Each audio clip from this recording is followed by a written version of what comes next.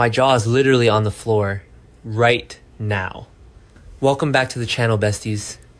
I'm Paul Walker from the SpoiIers YouTube channel, and today is Thursday. A beautiful day in New York, but an absolute bloodbath in Port Charles.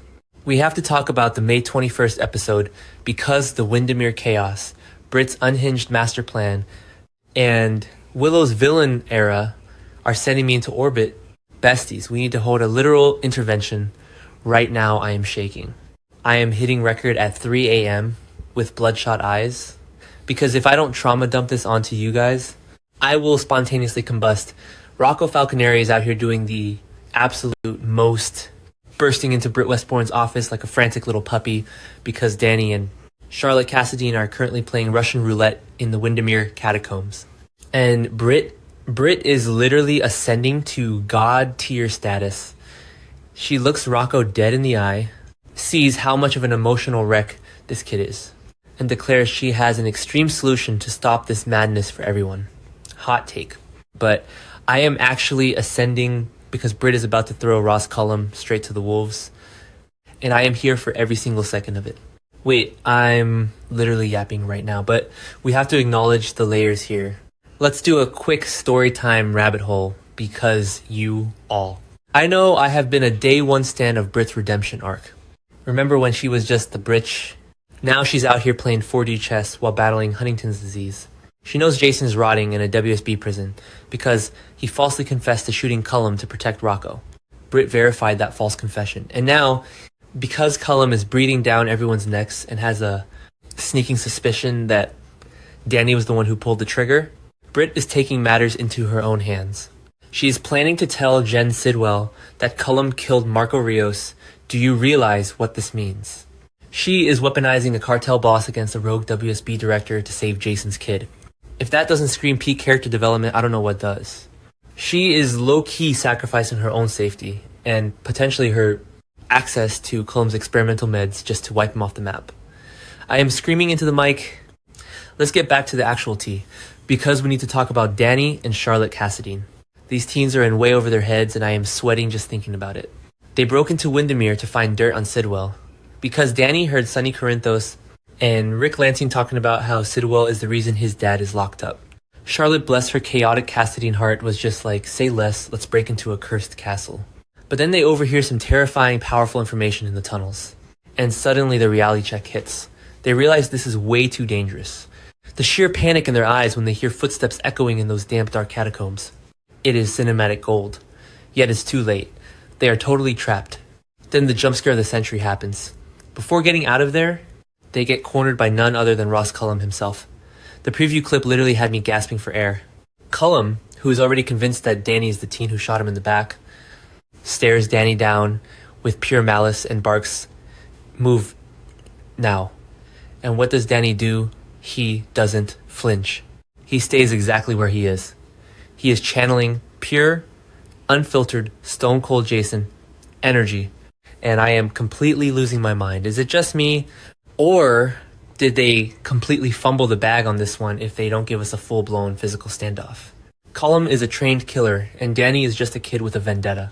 But the tension is thick enough to cut with a knife. Danny is looking at the man who is keeping his father in a cage, and you can see the Morgan DNA activating in real time. Meanwhile, we pivot to Spencer, who is currently spiraling harder than I am. She is frantic. The woman is determined to protect her son Rocco at all costs. Things are completely out of control now that Cullum is out of the hospital and sniffing around. Lulu meets up with Ethan Lovett, yes, our favorite brooding con man, and she drops a massive, heavy warning on him. She tells him that if she leaves town with Rocco, she might have to stay gone. She is literally plotting to secure fake passports and go on the run. And she is dragging Ethan into this mess. Let's unpack this, because Lulu is acting out of pure, unadulterated desperation. She knows Dante Falconeri is closing in on the truth. Dante already knows Rocco shot Cullum, thanks to Liz Baldwin noticing the slide burn on Rocco's hand. Lulu has been lying to Dante's face, covering for their son with the help of Cassius, aka fake Nathan West. The betrayal is so deep, and Lulu knows that if Cullum figures it out, Rocco is dead meat. So she's ready to blow up her entire life. Abandon Port Charles and become a fugitive. Ethan vows to support her, but guys, running from the WSB never works. It literally never works. I am screaming at my screen because Lulu is about to make the biggest mistake of her life, and she is taking her traumatized son down with her. And speaking of Dante, poor Detective Falconeri is trying to piece together the rest of the puzzle while his entire family falls apart. Giovanni Gio Palmieri comes to Dante and alerts him that Rocco is in serious trouble. Gio can see that Rocco is an absolute emotional wreck. Rocco didn't spill the exact details about the Wyndemere break-in to Gio, but Dante is a seasoned cop. He knows Rocco's guilt over pulling the trigger is eating him alive, and now Gio's warning is going to send Dante straight into panic mode. Dante is going to realize that Rocco is trying to fix this mess on his own. Gio's alert is the catalyst that is going to send Dante straight to Spoon Island, and I am terrified of what he's going to find. A bloodbath, a standoff, Jocelyn Jacks running around the tunnels with a chair, trying to escape Cassius. The convergence of all these storylines at Wyndemere is giving me literal palpitations. Speaking of absolute messes, let's talk about Valentin and Carly. Valentin has officially lost the plot. He has come up with a crazy, completely unhinged plan to travel to France and break Anna Devane out of a maximum security facility. Anna escaped her clinic, hijacked a car, got caught, and is now being transferred to a supermax prison. Valentin is like, I can fix her. Besties Carly is the one telling him he is making a huge mistake. When Carly Corinthos Spencer is the voice of reason, you know you have messed up to a catastrophic degree. Valentin and Carly get into a massive heated argument, and I am totally living for the angst. Carly spells it out for him. He cannot leave Port Charles right now. Jack Brennan is currently lying paralyzed in Carly's attic because Nina accidentally stabbed him with Drew's medication. Charlotte is currently breaking into her family's cursed castle and getting cornered by a WSB director. Valentin's entire life is on fire. His daughter is in mortal danger. He has a drugged federal agent in a guest room, and he wants to hop on a private jet to play knight in shining armor for Anna. I am low-key losing my mind over his priorities. Carly is looking at him like he has three heads, and for once, I am 100% on Team Carly. She is trying to keep this fragile, illegal alliance together. And Valentin is ready to blow it all up for a woman who is currently losing her mind over Cesar Faison. And then there's Nina Reeves and Willow Tate Kane. My jaw dropped when I saw this scene. Nina is standing there looking completely stunned as she learns some shocking information. Willow issues a cold, hard declaration that completely shifts the power dynamic of this entire show. Willow has realized that Jack Brennan is completely useless for leverage against Drew Kane now that he's paralyzed. So what does Willow do? She decides to take control of her own future. She is going to get the dirt on Drew herself, and she is not taking no for an answer.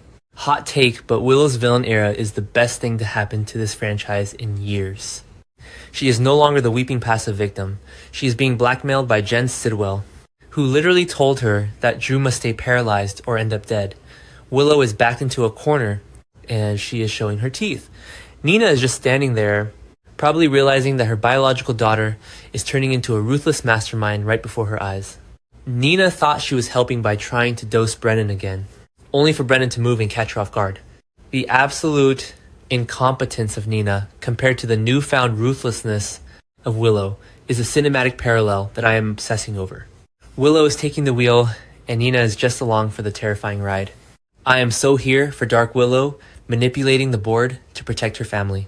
Finally, we have to talk about the adults in the room who are doing their own investigating and stirring up their own brand of chaos.